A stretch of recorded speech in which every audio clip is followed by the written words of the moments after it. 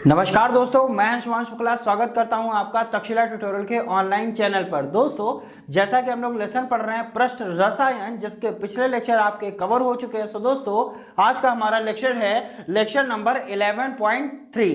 दोस्तों 11.2 तक हमने कंप्लीट कर लिया है। आज हम बात करेंगे लेक्चर नंबर 11.3, यानी लेसन नंबर हमारा 11, लेक्चर नंबर हमारा रहेगा 3।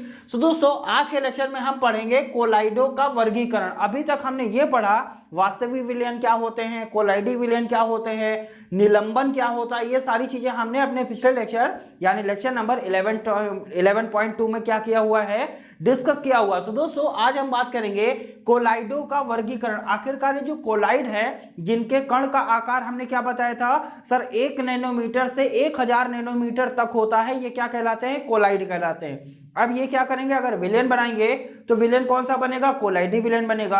अब कोलाइड का वर्गीकरण यानी जो कोलाइडी विलयन बनता है या जो कोलाइड होते हैं, ये भी दो प्रकार के होते हैं। या तो वो द्रव स्नेही कोलाइड होंगे या द्रव विरोधी कोलाइड होंगे।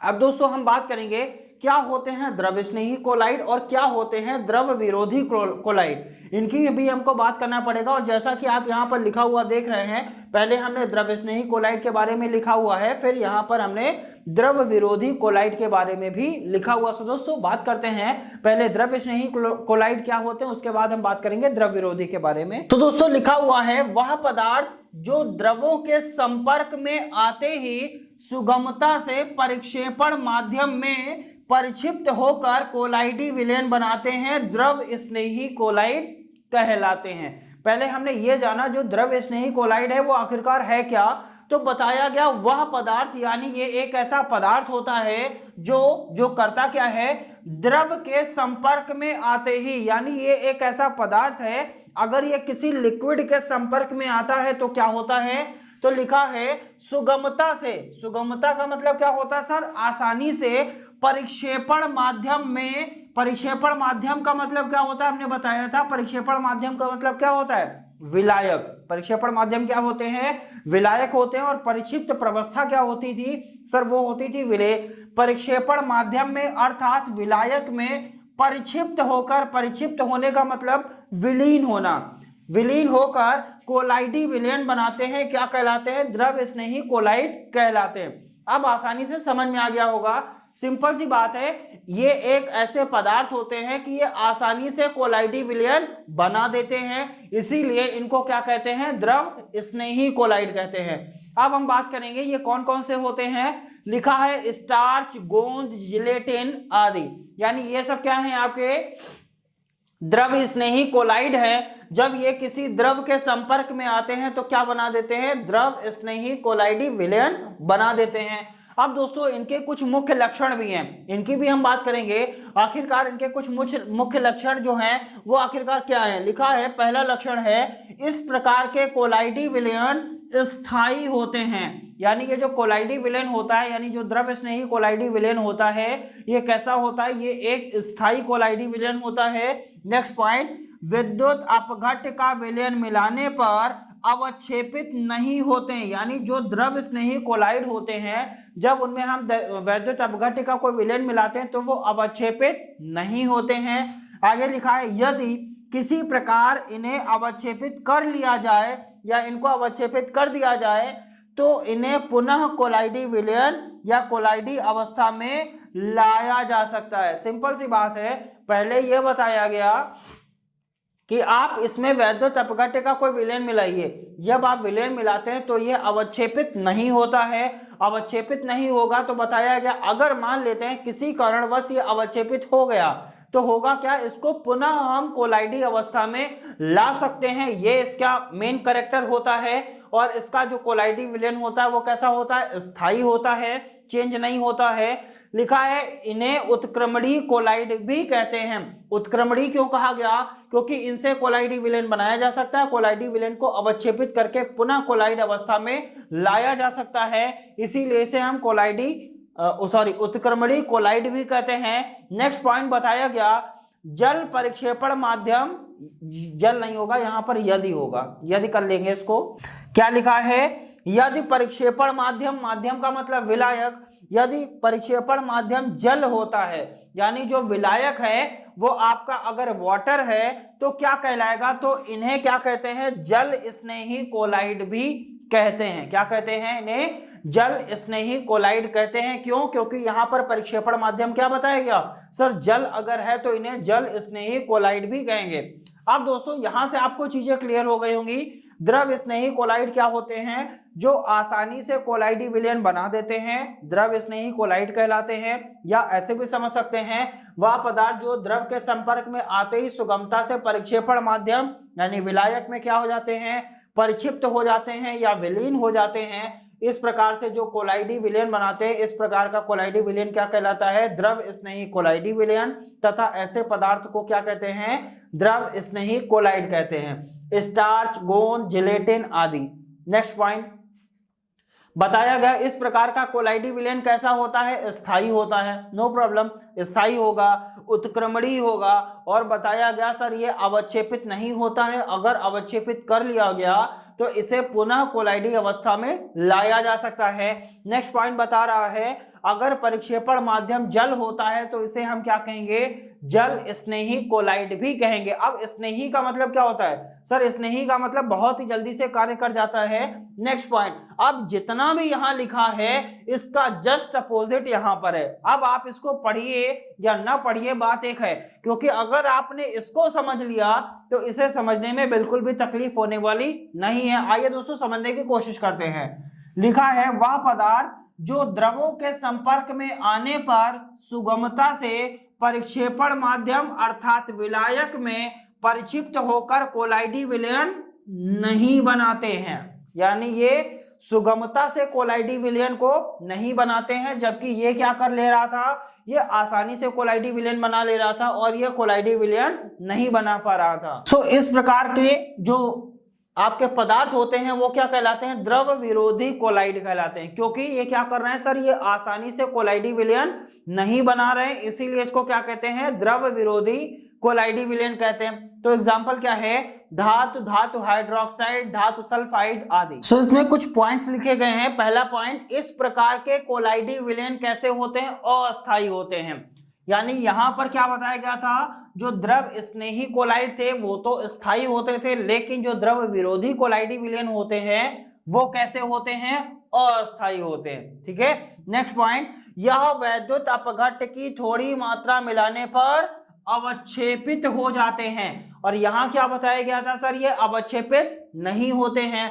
नेक्स्ट पॉइंट, इन्हें पुनः कोलाइडी अवस्था में नहीं लाया जा सकता है। यानी इनको पुनः कोलाइडी अवस्था में हम नहीं ला सकते हैं, जबकि यहां पर क्या कर सकते थे सर, इसे पुनः कोलाइडी अवस्था में लाया जा सकता था। नेक्स्ट पॉइंट है, परिक्षेपण माध्यम जल होने पर इन्हें जल विरोधी कोलाइडी विलयन कहते हैं। यानी अगर यहां पर परिक्षेपण माध्यम जल है अर्थात जो विलायक है वो आपका जल है, तो वो क्या कहलाएगा सर, जल विरोधी कोलाइडी विलयन कहलाता है। सो दोस्तों उम्मीद करते हैं द्रव स्नेही कोलाइडी विलयन और द्रव विरोधी कोलाइडी विलयन आपको अच्छी तरीके से क्लियर हो गए होंगे। अब इनको बनाने की कोशिश करते हैं, यानी द्रव स्नेही कोलाइडी विलयन बनाने की विधियां क्या हैं, फिर हम बात करेंगे द्रव विरोधी कोलाइडी विलयन बनाने की क्या विधियां हैं, इनको भी हम डिस्कस करेंगे। सो दोस्तों उनको डिस्कस करने से पहले इसको हटाते हैं और बढ़ते हैं हमारे अगले टॉपिक पर। सो दोस्तों बात करते हैं, हमारा अगला टॉपिक क्या है, द्रव स्नेही कोलाइडी विलयन बनाने की विधि। अभी तक हमने ये समझा कि द्रव स्नेही कोलाइड क्या होते हैं या द्रव विरोधी कोलाइड क्या होते हैं, या हम ऐसा भी कर सकते हैं द्रव स्नेही कोलाइडी विलयन क्या होते हैं या द्रव विरोधी कोलाइडी विलयन क्या होते हैं। अभी तक हमने ये चीजें समझी हुई हैं। अब हम ये समझने की कोशिश करते हैं आखिरकार जो द्रव स्नेही कोलाइडी विलयन है वो कैसे बनाया जाएगा।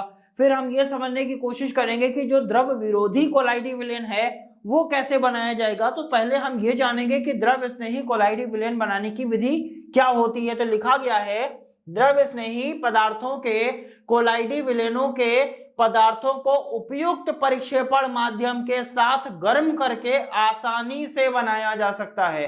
यानी यहां से कोलाइडी विलयन हम क्या कर सकते हैं सर, आसानी से बना सकते हैं। क्यों आसानी से बना सकते हैं, क्योंकि हमको पता है द्रव स्नेही कोलाइड में हमको बताया गया था ये एक ऐसे पदार्थ होते हैं जो परिक्षेपण माध्यम के संपर्क में आते ही क्या कर देते हैं, कोलाइडी विलयन बना देते हैं। जब आसानी से वो कोलाइडी विलयन ऑलरेडी बना रहे हैं तो सिंपल सी बात है उनको क्या करेंगे, उपयुक्त परिक्षेपण माध्यम के साथ गर्म कर देंगे और वो बहुत ही जल्दी से क्या कर देंगे, कोलाइडी विलयन को बना देंगे। मेन काम कहाँ आएगा, द्रव विरोधी कोलाइडी विलयन बनाने की विधि। यहाँ पर मेन बात होती है, क्यों? क्योंकि हमें ये पता है जो द्रव विरोधी पदार्थ होते हैं वो आसानी से कोलाइडी विलयन को नहीं बनाते हैं। क्यों नहीं बनाते हैं और कैसे बनाएंगे इसकी भी बात करेंगे।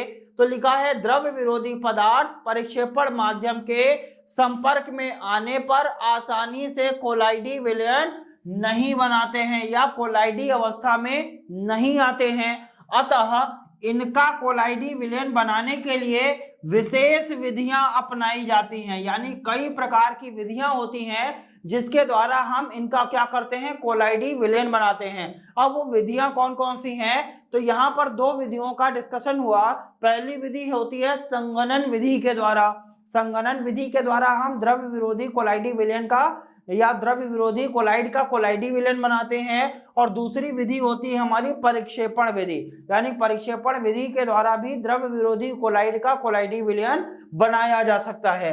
अब संगणन विधि के द्वारा हम कैसे बनाएंगे, या तो हम ऑक्सीकरण द्वारा बना सकते हैं, अपचयन के द्वारा और जल अपघटन के द्वारा। कैसे कैसे, ऑक्सीकरण के द्वारा, अपचयन के द्वारा, जल अपघटन के द्वारा। ये कौन सी विधियां हैं, हमारी संगणन विधि के अंतर्गत आता है। और इसमें होता क्या है सर, द्रव विरोधी जो कोलाइड होते हैं उनका कोलाइडी विलयन बनाया जाता है। नेक्स्ट बात करते हैं परिक्षेपण विधियां। ये भी 3 प्रकार की होती हैं। कौन कौन सी, या तो हम यांत्रिक परिक्षेपण के द्वारा कोलाइडी विलयन बना सकते हैं, या हम वैद्युत विघटन के द्वारा कोलाइडी विलयन बना सकते हैं, या पेप्टाइजेशन के द्वारा भी क्या कर सकते हैं, कोलाइडी विलयन को बना सकते हैं। तो दोस्तों उम्मीद करते हैं यहां से यहां तक चीजें आपको आसानी से क्लियर हुई होंगी। अब बारी बारी से बात करेंगे। पहले हम देखेंगे ऑक्सीकरण क्या होता है, अपचयन क्या होता है और जल अपघटन क्या होता है। इसके बाद हम डिस्कस करेंगे यांत्रिक परिक्षेपण, वैद्युत विघटन और पेप्टाइजेशन, इन सभी चीजों को समझेंगे।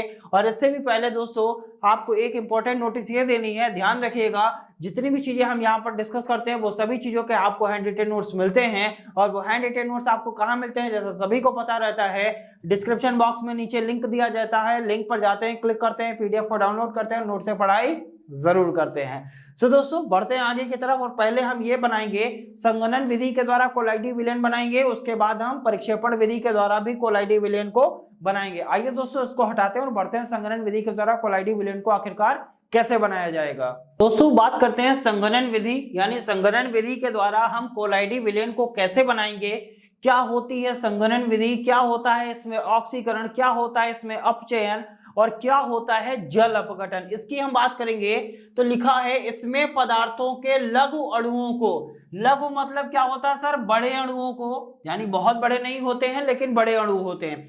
जो लघु अणु होते हैं उनको विभिन्न भौतिक और रासायनिक विधियों द्वारा संगठित कर, सॉरी यहाँ पर लघु का मतलब बड़ा नहीं छोटा है, ठीक है। लघु का मतलब क्या होता है, छोटा, यानी छोटे छोटे अणुओं को भौतिक व रासायनिक विधियों के द्वारा क्या किया जाता है, संघनित किया जाता है। संघनित मतलब उनको छोटे छोटे अणुओं को एक पास लाते हैं और उसको पास में लाकर क्या करते हैं, कोलाइड कणों के आकार में उनको क्या कर दिया जाता है, परिवर्तित कर दिया जाता है। क्योंकि इसका हमको क्या करना है, कोलाइडी विलयन बनाना है। अब कोलाइडी विलयन बनाने के लिए हमको उनके जो कण का आकार है वो कोलाइड के कण के आकार के बराबर होना चाहिए। तो हम क्या करते हैं, जो छोटे छोटे अणु हैं इनको क्या करते हैं, पास में लाते हैं और भौतिक और रासायनिक विधियों के द्वारा इनको क्या किया जाता है, कोलाइड के कण के आकार में परिवर्तित किया जाता है और उसके बाद उसका क्या किया जाता है, कोलाइडी विलयन बनाया जाता है। तो लिखा है संगणन विधि की मुख्य विधियां निम्न है। जैसा हमने कौन कौन सी विधि बताई, ऑक्सीकरण होता है, अपचयन होता है और जल अपघटन होता है। तो दोस्तों यहाँ पर लिखा हुआ है ऑक्सीकरण, अपचयन और जल अपघटन। इसको समझने की कोशिश करते हैं। लिखा गया है H2S यानी हाइड्रोजन सल्फाइड के जलीय विलयन का सल्फर डाइऑक्साइड द्वारा ऑक्सीकरण करने पर सल्फर का कोलाइडी विलयन बनाया जाता है। यानी ऑक्सीकरण के द्वारा हम क्या करते हैं, ऑक्सीकरण के द्वारा हम क्या करते हैं, सल्फर का कोलाइडी विलयन बनाते हैं। हाइड्रोजन सल्फाइड लिया, सल्फर डाइऑक्साइड के साथ इसका क्या कराया गया, ऑक्सीकरण कराया गया और हमको यहां से क्या मिल गया, सल्फर का कोलाइडी विलयन प्राप्त हो गया। और यहां से 2 टाइम्स ऑफ H2O क्या हो गया आपका, बाहर हो गया।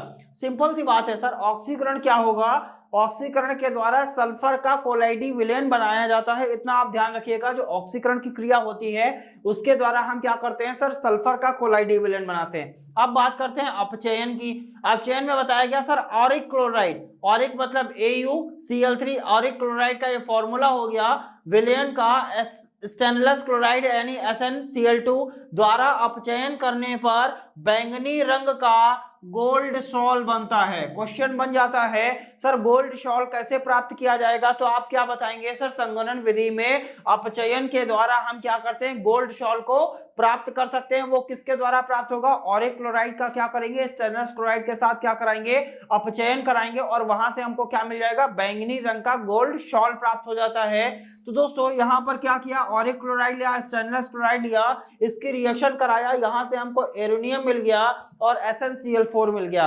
ये जो SnCl4 मिला हुआ है ये पुनः रिएक्शन करेगा वाटर के साथ और क्या बना देगा, SnO2 और 4 टाइम्स ऑफ HCl बना देगा। यानी यहां से आपको क्या मिल जाएगा सर, गोल्ड सॉल मिलेगा जो किस रंग का होगा, बैंगनी रंग का होगा। ये सब किन विधियों में मिल रहा है आपको, संघनन विधि में। और संघनन विधि है किसकी सर, द्रव विरोधी कोलाइडी विलयन बनाने की विधि है। सो दोस्तों यहां से हमने ये समझा ऑक्सीकरण क्या होता है, अपचयन क्या होता है। अब हम ये समझते हैं ये जो जल अपघटन है ये आखिरकार क्या है। जल अपघटन में क्या लिखा गया है सर, लिखा है क्षीण धन विद्युतीय धातुएं कौन कौन सी होती हैं, आयरन, एल्यूमिनियम, कॉपर और स्टेनलेस। ये सारी चीजें आपको ध्यान रखनी पड़ेंगी। ये क्या है sir, iron, aluminium, copper, stainless ऑक्साइडों और हाइड्रोक्साइडों के साल जल अपघटन द्वारा बनाए जाते हैं। यानी इसके द्वारा हम क्या करते हैं, ऑक्साइड और हाइड्रोक्साइड के सॉल्ट को प्राप्त करते हैं। इसकी रिएक्शंस क्या है सर, यहाँ पर क्या लिया, फेरिक क्लोराइड लिया, जल अपघटन इसका कराया। जब फेरिक क्लोराइड का हम जल अपघटन कराते हैं तो कौन सा हाइड्रोक्साइड प्राप्त होता है सर, फेरिक हाइड्रोक्साइड प्राप्त होता है। क्या प्राप्त होता है, FeOH का whole thrice plus 3 times of H2O। यहाँ एल्यूमिनियम क्लोराइड का अगर हम जल अपघटन करा दे तो हमको यहाँ पर एल्यूमिनियम हाइड्रोक्साइड प्राप्त हो जाएगा। यहाँ पर फेरिक हाइड्रोक्साइड प्राप्त हो रहा था, यानी यहाँ पर हाइड्रोक्साइड का सॉल्ट बना, यहाँ पर भी क्या बना, हाइड्रोक्साइड का सॉल्ट बना। यानी यहाँ से हम संघनन विधि के द्वारा हमने क्या देखा सर, द्रव विरोधी कोलाइडी विलयन कैसे बनाया जाएगा। अब बात करेंगे सर परिक्षेपण विधि की। यानी परिक्षेपण विधि में यांत्रिक परिक्षेपण देखना है, वैद्युत विघटन देखना है और पेप्टाइजेशन देखना है। इसको भी लिखते हैं और समझने की कोशिश करते हैं। सो दोस्तों बात करते हैं यहाँ पर परिक्षेपण विधि की। अभी हमने क्या समझा, हमने ये देखा कि संघनन विधि के द्वारा ऑक्सीकरण, अपचयन और जल अपघटन के द्वारा हम द्रव विरोधी कोलाइडी विलयन कैसे बनाएंगे। अब हम बात करने वाले हैं परिक्षेपण विधि के द्वारा हम कोलाइडी विलयन को कैसे बनाएंगे। और परिक्षेपण विधियों में हमने क्या बताया सर, 3 विधियों के द्वारा बनाएंगे, या तो यांत्रिक परिक्षेपण के द्वारा, वैद्युत रसायन के द्वारा और हमने क्या वैद्युत विघटन के द्वारा, और तीसरी विधि हमारी है पेप्टाइजेशन के द्वारा। इनके द्वारा हम कोलाइडी विलयन को कैसे बनाएंगे। तो पहला लिखा गया है यांत्रिक परिक्षेपण। यांत्रिक परिक्षेपण में दोस्तों क्या लिखा गया है, लिखा है इस विधि में पदार्थों के बड़े साइज के कणों को कोलाइडी कणों में तोड़कर परिक्षेपण माध्यम और स्थायी कारक के साथ कोलाइडी मिल में प्रवाहित करने पर पदार्थों का कोलाइडी विलयन बन जाता है। यानी यहां से तो क्लियर हो गया कि हमने कोलाइडी विलयन बना दिया। अभी आपके बिल्कुल बाउंस कर गया होगा, बिल्कुल भी समझ में नहीं आया सर आपने क्या बताया, हमें कुछ भी समझ में नहीं आया। चलिए समझ में आना चाहिए, इसलिए इसको हम क्या करते हैं, स्टेप बाय स्टेप समझने की कोशिश करते हैं। तो लिखा है इस विधि में, किस विधि में, यांत्रिक परिक्षेपण विधि में। चलिए ठीक है, अच्छी बात है। पदार्थों के बड़े साइज के कणों को, यानी जो पदार्थ होता है, कौन सा पदार्थ, द्रव विरोधी पदार्थ होगा, इसके जो बड़े साइज के कण होंगे उसको क्या करेंगे, उसको तोड़ेंगे।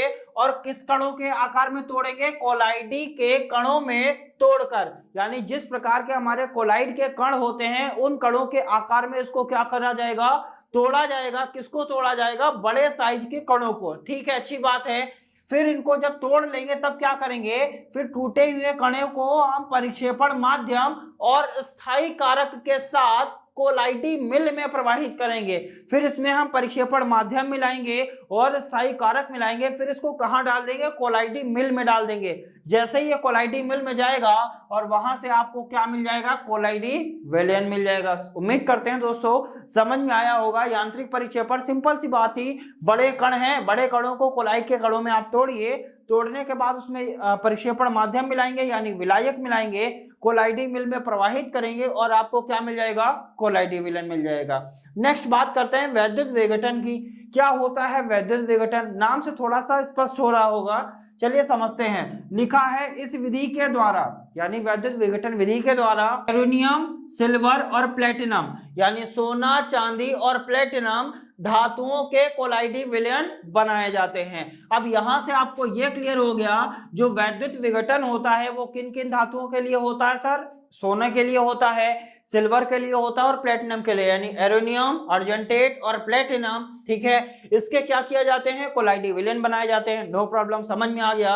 नेक्स्ट, धातुओं के दो इलेक्ट्रोडों को, यानी धातुओं के जो दो इलेक्ट्रोड होते हैं उनको क्या करेंगे, NaOH की अल्प मात्रा युक्त, यानी NaOH की कम मात्रा युक्त ठंडे जल में डुबोकर इलेक्ट्रोडों के मध्य क्या करते हैं, विद्युत आर्क उत्पन्न करते हैं। यानी हमने क्या किया, धातुओं के जो दो इलेक्ट्रोड होते हैं जिसमें एक कैथोड होगा एक एनोड होगा, उनको क्या करेंगे, एक NaOH युक्त होना चाहिए ठंडा जल, यानी ठंडा जल होना चाहिए, उसमें NaOH की मात्रा कैसी होनी चाहिए, अल्प होनी चाहिए। कहा गया अल्प मात्रा युक्त ठंडे जल में डुबोकर। अब इन इलेक्ट्रोडों को क्या करेंगे, उसमें डुबो देंगे, फिर उनके बीच में क्या करेंगे, विद्युत आर्क उत्पन्न करेंगे, यानी इलेक्ट्रिक प्रोवाइड कराएंगे, जिससे धातु का कोलाइडी विलयन बन जाता है। अब यहां से भी आपका कोलाइडी विलयन बन गया, मतलब जो सोना, चांदी और प्लेटिनम का अगर आपको कोलाइडी विलयन बनाना है तो धातु के इलेक्ट्रोडों को आप क्या करिए, उनको हम क्या रखेंगे, ठंडे जल में रखेंगे जिसमें NaOH की अल्प मात्रा होगी।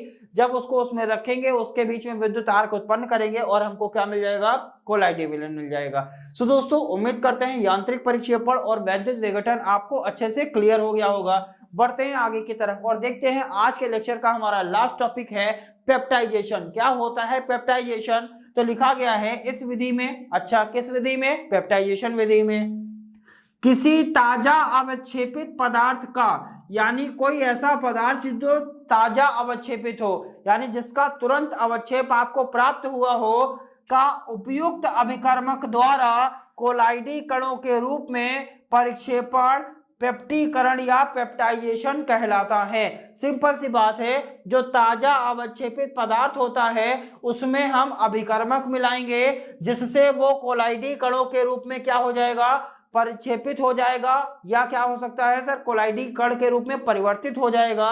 इसे ही हम क्या कहते हैं, पेप्टीकरण या पेप्टाइजेशन कहते हैं। सिंपल सी बात है, इस विधि में, पेप्टाइजेशन विधि में, किसी ताजा अवक्षेपित पदार्थ का, यानी कोई ऐसा पदार्थ जो ताजा अवक्षेपित हो, उसका क्या करेंगे, उसमें उपयुक्त अभिकर्मक मिलाएंगे, यानी रिजेंट मिलाएंगे। इसके द्वारा क्या होगा, कोलाइडी कणों के रूप में परिक्षेपण, यानी इसका परिक्षेपण किसमें हो जाएगा, कोलाइडी कणों के रूप में हो जाएगा, जिससे हमको क्या मिल जाएगा, कोलाइडी विलयन प्राप्त हो जाएगा। और इसे ही क्या कहेंगे, पेप्टीकरण या पेप्टाइजेशन कहेंगे। अब दोस्तों इसको एक विधि के नाम से और जानते हैं, जो अभिकर्मक किसी अवक्षेप के किसी अवक्षेप को पेप्टीकृत करता है उसे पेप्टीकरण कहते हैं। क्या बताया गया सर, जो अभिकर्मक किसी अवक्षेप को पेप्टीकृत करता है, मतलब जिसका पेप्टाइजेशन हुआ है, एक ऐसा अवक्षेप जिसका पेप्टाइजेशन हो जाएगा उसे ही क्या कहेंगे, पेप्टीकारक कहेंगे। क्या कहलाएगा, पेप्टीकारक कहलाएगा। अब दोस्तों एक चीज यहां रह गई थी, वैद्युत विघटन विधि को क्या लिखा गया है, इस विधि को ब्रीडिंग आर्क विधि भी कहते हैं, यानी जो वैद्युत विघटन विधि थी उसे क्या कहते हैं, ब्रीडिंग आर्क विधि भी कहते हैं। सो दोस्तों उम्मीद करते हैं आज का लेक्चर अच्छे से समझ में आया होगा। मिलेंगे नेक्स्ट लेक्चर में, तब तक के लिए बहुत बहुत धन्यवाद।